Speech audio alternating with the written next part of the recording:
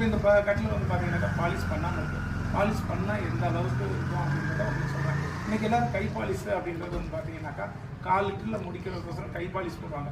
யார் ஒருத்தரும் இந்த மாதிரி ஒரு டெமோலாம் காமிக்க மாட்டாங்க. மெயினாக செய்கிற இடத்துல யாரும் கொண்டாந்து காமிக்க மாட்டாங்க.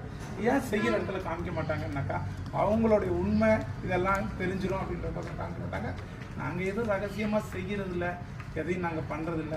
அதனால் எதாக இருந்தாலும் வெட்டா வெளிச்சமாக போட்டு காமிச்சிடுவோம். இப்போ பாருங்கள், இந்த கட்டிலுக்கு பாலிஷ் போடுறாங்க, அதை தான் பார்க்க போகிறீங்க.